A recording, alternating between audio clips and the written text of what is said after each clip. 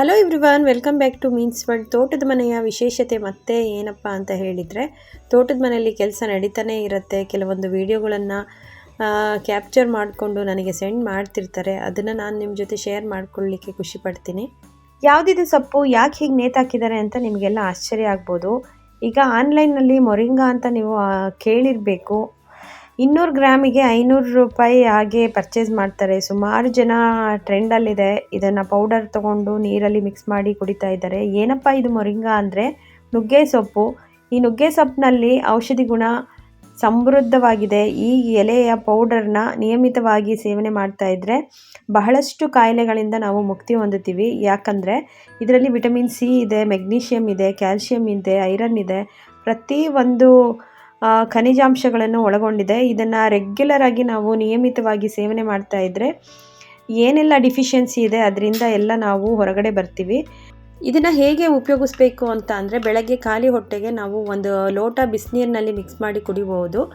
ಬಿಸಿನೀರಿನಲ್ಲಿ ಕುಡಿಯೋಕ್ಕೆ ಆಗದೆ ಇರೋವಂಥವ್ರು ಜೇನುತುಪ್ಪದಲ್ಲಿ ಮಿಕ್ಸ್ ಮಾಡಿಕೊಂಡು ಫಸ್ಟ್ ಅದನ್ನು ತೊಗೊಂಡ್ಬಿಟ್ಟು ಆಮೇಲೆ ಬಿಸಿನೀರನ್ನ ಕುಡಿಯೋದ್ರಿಂದ ಆರೋಗ್ಯಕ್ಕೆ ತುಂಬ ಒಳ್ಳೆಯದು. ಹಾಗೆ ಯಾರೆಲ್ಲ ಸುಮಾರು ಮಂಡಿ ನೋವು, ಮೈಕೈ ನೋವು, ನಿಶಕ್ತಿ ಇದರಿಂದ ಬಳಲ್ತಾ ಇರ್ತಾರೆ, ಇವರು ರೆಗ್ಯುಲರಾಗಿ 1/4 ಸ್ಪೂನ್ ತೊಗೊಂಡ್ರೆ ಸಾಕು. ಈ ಪೌಡರು ತುಂಬ ಹೀಟ್ ಇರುತ್ತೆ. ರೆಗ್ಯುಲರಾಗಿ ತೊಗೊಳೋದ್ರಿಂದ ಸ್ವಲ್ಪ ಪ್ರಮಾಣದಲ್ಲಿ ಡೈಲಿ ತೊಗೊಂಡ್ರೆ ಒಳ್ಳೆಯದು, ಜಾಸ್ತಿ ಪ್ರಮಾಣದಲ್ಲಿ ತೊಗೋಬಾರ್ದು.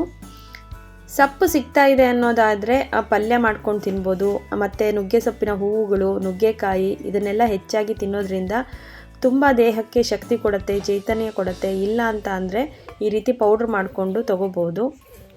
ಇಲ್ಲಿ ನೋಡ್ತಾ ಇದ್ದೀರಲ್ಲ, ಇವನ ಹೆಸರು ಹೀರೋ. ಇವನು ಹೊಸದಾಗಿ ಫ್ಯಾಮಿಲಿಗೆ ಆ್ಯಡ್ ಆಗಿದ್ದಾನೆ.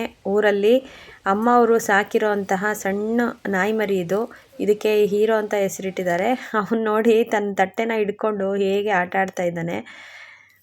ಅಮ್ಮ ಅಪ್ಪಾಜಿ ವಿಡಿಯೋ ಕಾಲ್ ಮಾಡಿಬಿಟ್ಟು ಈ ನಾಯಿ ಮರಿನ ಸಾಕ್ತಾ ಇದ್ದೀವಿ ನೋಡಿ, ಎಷ್ಟು ಮುದ್ದಾಗಿದ್ದಾನೆ, ಹೇಗೆ ಆಟ ಆಡ್ತಾ ಇದ್ದಾನೆ ಅಂತ ತೋರಿಸ್ತಾ ಇದ್ರ. ಮಕ್ಕಳೆಲ್ಲ ಅವನನ್ನು ಯಾವಾಗ ನೋಡ್ತೀವಿ, ಯಾವಾಗ ಅದನ್ನು ಆಟ ಆಡಿಸ್ತೀವಿ ಅಂತ ಎಲ್ಲರಿಗೂ ತುಂಬ ಕುತೂಹಲ ಆಗ್ತಾ ಇದೆ. ಇವನಕ್ಕಿಂತ ಮೊದಲು ಲಿಯೋ ಅಂತ ಇವನನ್ನು ಸಾಕಿದ್ದಾರೆ. ಈಗ ಅವನೊಬ್ಬ ಬಂದಿದ್ದಾನೆ. ಆವಾಗಲೇ ಹೇಳಿದ್ನಲ್ವಾ ಹೊಲದಲ್ಲಿ ಸುಮಾರು ಕೆಲಸಗಳು ನಡೀತಾ ಇದೆ ಅಂತ. ನೋಡಿ ಇಲ್ಲಿ ಲಾಸ್ಟ್ ಟೈಮ್ ನಾನು ಹೋದಾಗ ತೋರಿಸಿದ್ದೆ ಎಲ್ಲ ರಾಗಿನ ಹೇಗೆ ಬಣವೆ ಹಾಕಿದ್ರು. ಈಗ ಅದನ್ನೆಲ್ಲ ರಾಗಿನ ಮಿಷಿನಲ್ಲಿ ಹಾಕಿಸ್ತಾ ಇದ್ದಾರೆ. ಹೇಗೆ ಹಾಕಿಸ್ತಾರೆ ಅಂತ ನೋಡ್ತಾ ಹೋಗಿ. ಈ ರಾಗಿ ಮಿಷಿನಲ್ಲಿ ಹುಲ್ಲು ಕಟ್ ಮಾಡಿರೋದನ್ನೆಲ್ಲ ರಾಗಿ ಸಮೇತ ಹಾಕಿಬಿಟ್ರೆ ಒಂದು ಕಡೆ ಹುಲ್ಲು ಸಪ್ರೇಟ್ ಆಗ್ತಾ ಇರುತ್ತೆ, ಇನ್ನೊಂದು ಕಡೆ ರಾಗಿ ಸಪ್ರೇಟಾಗಿ ಬರ್ತಾ ಇರುತ್ತೆ. ನೋಡಿ ಇಲ್ಲಿ ಒಂದು ಕಡೆ ಎಲ್ಲ ಅದನ್ನು ಹುಲ್ಲನ್ನು ದುಂಡಗೆ ಮಾಡ್ಕೊಳ್ತಾ ಇದ್ದಾರೆ. ಈ ಕಡೆ ರಾಗಿ ನೋಡಿ ಸಪ್ರೇಟಾಗಿ ಹೇಗೆ ಅದು ಎಲ್ಲ ಸಪ್ರೇಟಾಗಿ ಬರ್ತಾ ಇದೆ. ಡಿಸೆಂಬರ್ ಹಾಲಿಡೇಸಿಗಂತ ನನ್ನ ತಮ್ಮ ಬಂದಿದ್ನಲ್ವ, ಆ ಟೈಮ್ನಲ್ಲಿ ಎಲ್ಲ ರಾಗಿ ಮಿಷಿನ್ನ ಕರೆಸ್ಬಿಟ್ಟು ರಾಗಿ ಎಲ್ಲ ಸಪ್ರೇಟ್ ಮಾಡಿಸಿ ಚೀಲದಲ್ಲಿ ತುಂಬಿಸಿ ಎಷ್ಟು ಸಾಧ್ಯನೋ ಅಷ್ಟೆಲ್ಲ ಕೆಲಸ ಮಾಡಿಬಿಟ್ಟು ಅವನು ಹೋಗಿದ್ದಾನೆ ವಾಪಸ್ ಬೆಂಗಳೂರಿಗೆ. ನೋಡಿ ಇಲ್ಲಿ ನಡೀತಾ ಇದೆ ಕೆಲಸ. ಪಕ್ಕದಲ್ಲಿ ಲೆಫ್ಟ್ ಸೈಡ್ ಇರೋದು ನಮ್ಮ ತೋಟ, ರೈಟ್ ಸೈಡ್ ಇರೋದು ಇದು ಖಾಲಿ ಹೊಲ. ಇಲ್ಲಿ ರಾಗಿ ಹಾಕಿಸ್ತಾ ಇದ್ದಾರೆ. ಯಾಕಂದರೆ ನಮ್ಮ ತೋಟದಲ್ಲಿ ಗಿಡಗಳು ಮರಗಳು ಜಾಸ್ತಿ ಇರೋದ್ರಿಂದ ಈ ಮಿಷಿನ್ ತರಲಿಕ್ಕೆ ಕಷ್ಟ ಆಗುತ್ತೆ. ಅದಕ್ಕೋಸ್ಕರ ಪಕ್ಕದ ತೋಟ ಫುಲ್ಲು ಖಾಲಿ ಇರೋದ್ರಿಂದ ಈ ರಾಗಿ ಮಿಷಿನ್ನ ಅಲ್ಲಿ ನಿಲ್ಲಿಸ್ಬಿಟ್ಟು ಟಾರ್ಪಲ್ಲು ಅದೆಲ್ಲ ಹಾಕ್ಕೊಂಡು ರಾಗಿನ ಹೇಗೆ ಹಾಕ್ತಾ ಇದ್ದಾರೆ ನೋಡಿ ಮಿಷಿನ್ನಲ್ಲಿ.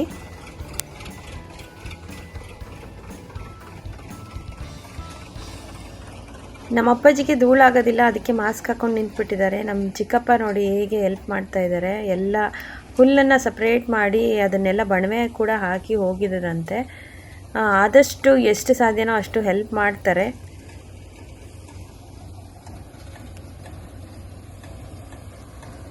ಈ ರಾಗಿ ಹುಲ್ಲಿಗೆ ಎಷ್ಟು ಡಿಮ್ಯಾಂಡ್ ಇದೆ ಅಂತ ಅಂದರೆ, ಕೆಲವೊಬ್ಬರು ರಾಗಿ ಹುಲ್ಲನ್ನೇ ಸಾವಿರಾರು ರೂಪಾಯಿ ಕೊಟ್ಟು ತೊಗೊಳ್ತಾರೆ. ಒಂದು ಕಟ್ಟಿಗೆ ಏನಿಲ್ಲ ಅಂದರೆ 700-800 ಅಂತ ತೊಗೊಳ್ತಾರೆ. ಯಾಕೆ ಅಂದರೆ ಮೇವು ಅಷ್ಟು ಸುಲಭವಾಗಿ ಎಲ್ಲೂ ಸಿಗೋದಿಲ್ಲ.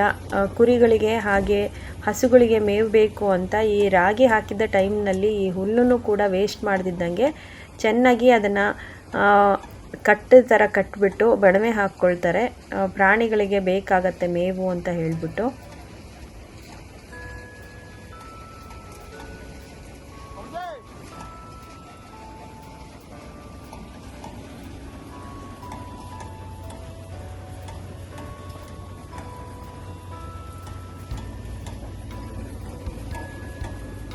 ಮಿಷಿನಿಂದ ಹೊರಗೆ ಬಂದಿರೋಂತಹ ರಾಗಿನೆಲ್ಲ ಒಂದು ಬಾಣಲಿಯಲ್ಲಿ ಸ್ಟೋರ್ ಮಾಡ್ಕೊಳ್ತಾರೆ. ಒಂದು ತುಂಬಿದ ನಂತರ ಇನ್ನೊಂದು ಅನ್ನೋ ಹಾಗೆ ಆ ಬಾಣಲಿನ ಚೇಂಜ್ ಮಾಡಿಕೊಂಡು ತುಂಬಿರೋ ರಾಗಿನ ಎಲ್ಲ ಒಂದು ಚೀಲದಲ್ಲಿ ಹಾಕಿ ತುಂಬಿಕೊಳ್ತಾ ಇದ್ದಾರೆ. ಸುಮಾರು 2 ಚೀಲ ತುಂಬಿದೆ ಅನಿಸುತ್ತೆ ರಾಗಿ. ಅಪ್ಪಾಜಿ ಮತ್ತು ತಮ್ಮ ಎಲ್ಲ ತುಂಬಿ ಕಟ್ತಾ ಇದ್ದಾರೆ. ನಿಜವಾಗ್ಲೂ ನಮಗೆಲ್ಲ ಇದು ಒಂಥರ ಹೊಸದು. ತಮ್ಮನಿಗೂ ಅಷ್ಟೇ, ಅಣ್ಣನಿಗೂ ಅಷ್ಟೇ, ನನಗೂ ಅಷ್ಟೇ. ಇದನ್ನೆಲ್ಲ ನಾವು ತುಂಬ ಎಂಜಾಯ್ ಮಾಡ್ತೀವಿ. ಎಲ್ಲ ಪ್ರತಿಯೊಂದನ್ನು ಕ್ಯಾಪ್ಚರ್ ಮಾಡ್ಕೊಳ್ತೀವಿ, ವಿಡಿಯೋ ಮಾಡ್ಕೊಳ್ತೀವಿ. ನನಗೂ ನೆನಪಲ್ಲಿ ಇರಬೇಕು ಸದಾ ಅಂತ ಹೇಳಿಬಿಟ್ಟು ಅದನ್ನೆಲ್ಲ ವಿಡಿಯೋ ಮಾಡಿಬಿಟ್ಟು ಯೂಟ್ಯೂಬ್ನಲ್ಲಿ ಹಾಕ್ಕೊಳ್ತಾ ಇದ್ದೀನಿ. ಇದೆಲ್ಲ ಬ್ಯೂಟಿಫುಲ್ ಆದಂತಹ ಮೆಮೊರಿಗಳು. ಹಾಗೆ ತೋಟದಲ್ಲಿ ಅಡಿಕೆ ಗಿಡಗಳಿಗೆ ಎಲ್ಲ ಸ್ವಲ್ಪ ಏನೋ ಒಂಥರ ಎಲೆಗಳೆಲ್ಲ ಕಪ್ಪಗಾಗಿದೆ ಅಂತ ಹೇಳಿಬಿಟ್ಟು ಔಷಧಿ ಹೊಡೆಸೋರಿಗೆ ತಮ್ಮ ಕರೆಸಿದ್ನಂತೆ.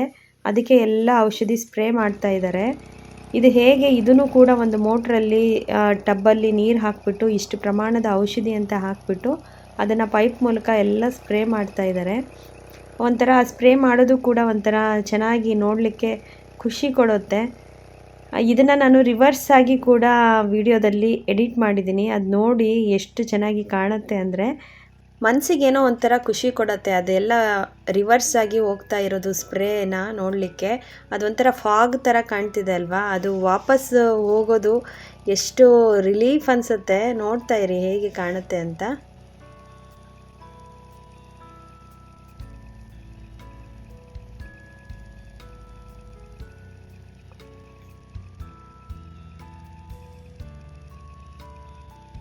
ಫಾಗು ರಿವರ್ಸ್ ಆಗಿ ಹೋಗೋದು ಎಷ್ಟು ಖುಷಿ ಕೊಡುತ್ತೆ ಅಲ್ವಾ. ನಿಮಗೂ ಕೂಡ ಇಷ್ಟ ಆಯಿತು ಅಂತ ನಾನು ಅಂದ್ಕೊಳ್ತೀನಿ. ಹಾಗೆ ರಿವೈಂಡು ಫಾರ್ವರ್ಡು ಇದು ಎಡಿಟಿಂಗ್ನಲ್ಲಿ ಇರೋವಂತಹ ಚಮತ್ಕಾರ ನೋಡಿ. ಆ ಗಿಡಗಳಿಗೆ ಸ್ಪ್ರೇ ಮಾಡ್ತಾ ಇದ್ದರೆ ಅದು ಫಾಗು ಅದು ಸ್ಪ್ರಿಂಕಲ್ ಆಗುತ್ತೆ ಅಲ್ವಾ, ಅದೆಲ್ಲ ಎಷ್ಟು ಅದ್ಭುತವಾಗಿ ಕಾಣುತ್ತೆ. ನೋಡ್ತಾ ಇದ್ದರೆ ನೋಡ್ತಾನೇ ಇರಬೇಕು ಅಂತ ಅನಿಸುತ್ತೆ. ಈ ವಿಡಿಯೋ ಯಾರಿಗೆಲ್ಲ ಇಷ್ಟ ಆಯಿತು ಲೈಕ್ ಮಾಡಿ, ಶೇರ್ ಮಾಡಿ, ಕಮೆಂಟ್ ಮಾಡಿ, ಸಬ್ಸ್ಕ್ರೈಬ್ ಮಾಡೋದು ಮರಿಬೇಡಿ. ದಯವಿಟ್ಟು ಯಾರೆಲ್ಲ ಸಬ್ಸ್ಕ್ರೈಬ್ ಮಾಡ್ದಲೇ ನೋಡ್ತಾ ಇದ್ದೀರಾ ವಿಡಿಯೋನ ದಯವಿಟ್ಟು ಸಬ್ಸ್ಕ್ರೈಬ್ ಮಾಡ್ಕೊಂಡು ನೋಡಿ. ಹಾಗೆಯೇ ಫ್ಯಾಮಿಲಿ ಫ್ರೆಂಡ್ಸ್ ಜೊತೆ ಶೇರ್ ಮಾಡೋದು ಮರಿಬೇಡಿ. ಈ 2026ರಲ್ಲಿ ನಾನು ಮತ್ತೆ ಹೊಸ ವಿಡಿಯೋಗಳ ಜೊತೆ ನಿಮ್ಮ ಮುಂದೆ ಬರ್ತಾ ಇರ್ತೀನಿ. ಕ್ರಿಯೇಟಿವ್ ಆಗಿ ವಿಡಿಯೋಗಳನ್ನು ತರ್ತಾ ಇರ್ತೀನಿ. ನಿಮಗೂ ಕೂಡ ಖುಷಿ ಆಗುತ್ತೆ ಅಂತ ಭಾವಿಸ್ಕೊಳ್ತೀನಿ. ನೀವು ಕೂಡ ಸದಾ ನನಗೆ ಸಪೋರ್ಟ್ ಮಾಡಿ. ಈಗಿನಗಿಂತ ಹೆಚ್ಚು ವ್ಯೂಸ್ ನನಗೆ ಅಗತ್ಯ ಇದೆ. ನೀವೆಲ್ಲ ಹೆಚ್ಚಿನದಾಗಿ ವಿಡಿಯೋಗಳನ್ನು ನೋಡ್ತೀರಾ ಅಂತ ನಾನು ಭಾವಿಸ್ಕೊಂಡು ಈ ವಿಡಿಯೋನ ಎಂಡ್ ಮಾಡ್ತೀನಿ. ಮತ್ತೊಮ್ಮೆ ಹೊಸ ವಿಡಿಯೋ ಜೊತೆ ಬರ್ತೀನಿ. ಅಲ್ಲಿವರೆಗೂ ಟಾಟಾ, ಬಾಯ್ ಬಾಯ್, ಟೇಕ್ ಕೇರ್.